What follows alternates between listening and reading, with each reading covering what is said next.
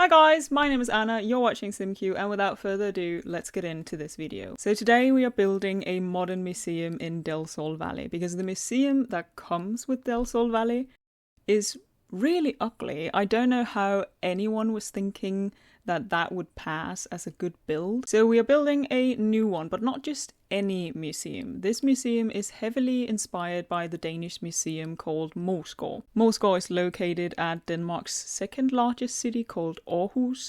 And yes, I will put the spellings on the screens and you will still not be able to pronounce them. And I might giggle a little bit each time I have to switch between languages, because it always to me sounds a little bit weird speaking English and then just randomly switching and saying like one Danish word. And it also makes me realize how funny Danish sometimes sounds. So we're building Moesgaard Museum, located at Aarhus. And when I say we're building the museum, originally I actually wanted it to be more accurate, but I did pretty quickly end up choosing to just do a build that was very heavily inspired by it. And this gave me a much better flow when building, since now I wasn't as restricted. And I think it was also what allowed me to play around with the environment a little bit more. Because with the location of this lot, there are a lot of like diagonal pathways leading to this lot and then sort of going nowhere. And I thought it would be nice to just continue them and have them lead to this museum. So Moesgaard Museum is of course first and foremost known for its collection,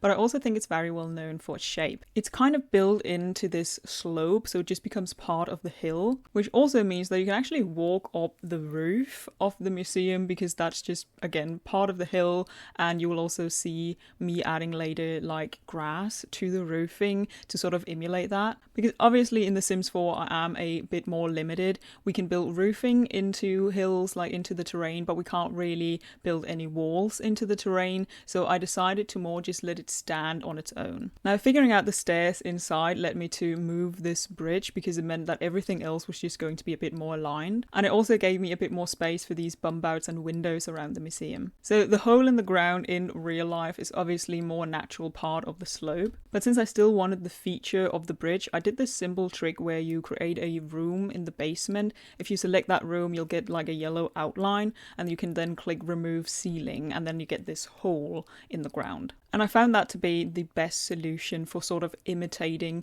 the shape and surroundings of this museum. So a huge part of this museum is actually made of glass, and I had a lot of fun finally getting to play around with these glass walls. I found them to be absolutely perfect for this build, because it also allowed me to actually make glass roofing and then extend that glass roofing down the wall, and it gives this really cool effect. So I first tried out with this 2-tile one, but I very quickly realized that it didn't look very good, because the framing sort of follows the lot tiles, and I found that some of my walls differentiated between being even and odd numbers, so they sometimes got into like an awkward space. So instead I just went in with the pure glass one, and then we will later be adding some columns to create this framing, because that's really the only downside to these glass walls. I feel like on their own it looks a little bit weird, because there's literally nothing supporting it. So we're adding a lot of columns, which is also a part of the actual detailing on the museum. So I'm obviously adding them to like the window edge, but I'm also placing them kind of at random in between to create more of a visual interest. So we are using our trusty column from Get Together. I pretty much always end up using this, so I'm very happy that it's quite an old pack. I feel like a lot of people own that pack by now, but it still baffles me that they haven't added just a straight column to the base game. Getting to play around with the placement was actually a lot of fun, but one thing that did bother me and has always bothered me is that when you have a column on the corner and it aligns with, or is supposed to align with, a column on a straight wall like underneath or on top of it, they actually don't fully align. And since we can't alt place columns like they are fixed to the grid, this bugs me so much. It's not by a lot, but it is enough for my OCD to go a little bit crazy and be bothered by it visually. So I found that the best way to solve it was to go in with a black trim all the way around, and that also adds a little bit more support and just help divide the two floors. So here I am adding the grass to the roof, which I talked about. I was going back and forth a little bit between the eco lifestyle grass and the enchanted by nature grass. And again, I was a little bit surprised that there was no grass roof just in the base game, but I knew I wasn't really going to use any other items from enchanted by nature, so I went with the eco lifestyle one, even though this grass is a little little bit bright, but I felt like I could sort of offset it a little bit by actually also adding the same grass to part of the lawn. So I just went in with the white wallpaper, this very nice textured, I don't know if it's called stucco maybe, but this like textured wallpaper. And I realized that it was a lot easier, since I already had the columns, to just like hold down shift and then paint everything and then go back and add the windows again. So right now I'm adding some more window details. This is again inspired by the actual museum, and I just went in with this base game shelf that tiles really well. So it might look a little bit weird from the side, since there are now these like shelves hanging from the windows basically, but it didn't bother me too much, and I really like how it looked from the front. And while I did try to find some other items, like something that was more flush against the wall, I really couldn't find anything. Maybe if I'd spent a lot of time looking through the debug catalog, but I feel like that would also mean I would have to use the tool mod quite a lot, and to be honest, I really could not be bothered. So as per usual, I went back and forth with colors, with doors. I was thinking about using the ones from Spa Day, because to begin with I really liked them, but then they didn't really match, so I ended up just going with the base game ones. And the same kind of happened with this white staircase leading up to the museum. I think I was trying out the high school stairs, but I realized that the cheapest base game stair actually had a very nice stone look, so that is what we went with. So we moved on to the stairs inside, where I did the same trick as outside and created this open basement, because this is also a feature in the actual museum.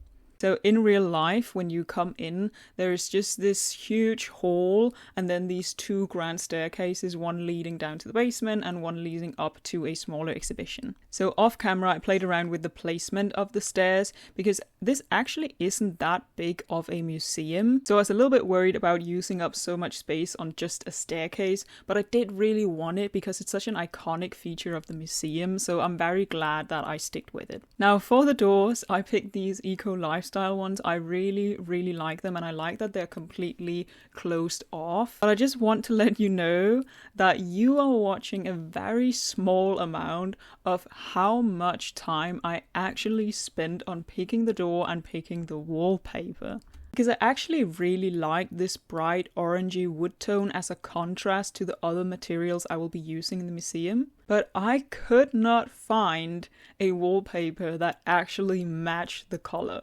Because my issue was that the door to me looks like it's not really finished. I like the door, but I feel like it's missing like an outer trim or frame. So I thought if I can just find a wallpaper that is close enough a color match, you won't really notice it. But of course, it's The Sims 4, so that was pretty much impossible. And the way I solved it was to use these wood panels from Eco Lifestyle and sort of alt place them along the door frame so that it was kind of hiding it. So around the doors I did use the Eco Lifestyle wood panels, which did match in color, but since they were very clearly like one tile panels, it still looked a little bit off. So I am happy that I hid it between these other wood panels that clearly aren't wood panels, but I thought they also added a nice like visual interest. For the rest of the walls, I kept it very raw. I found this very nice concrete wallpaper that was insanely expensive. I noticed it was like 12 simoleons, and I was like, it's a concrete wall, but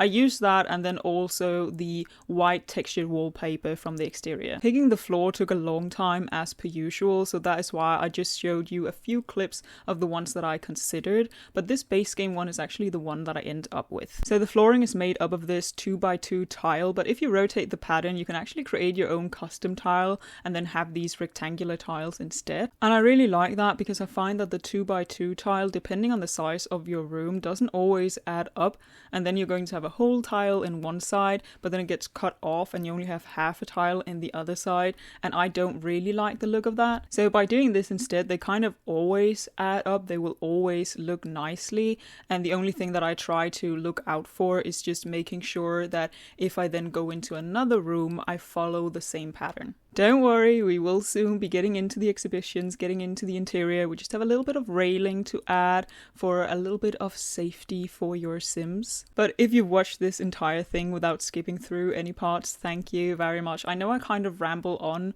but I also like talking about and showing how these builds actually come to life. So the first small exhibition upstairs is the pirate ship exhibition. The original museum that comes with the pack here in Del Sol Valley has a lot of exhibitions of film props. And I thought I would pay it a little bit of tribute to have some smaller exhibitions showing these film props. So the first one is the pirate ship exhibition. You saw me fiddling around with the mast a little bit because it was way too big, but I also really wanted to use it, so I sized it down, but it was still too big. So I went ahead and made a hole in the roof, which is what you saw me doing earlier, and that sort of fixed the problem. And I do actually kind of like that you can see the mast extending through the roof from the outside. So the second exhibition is more like a cowboy living in a tent cooking his own food kind of film exhibition. And for this I imagine that the lights and the other electronics are actually part of the exhibition. Now for the longest time I tried to actually fit in part of this film set,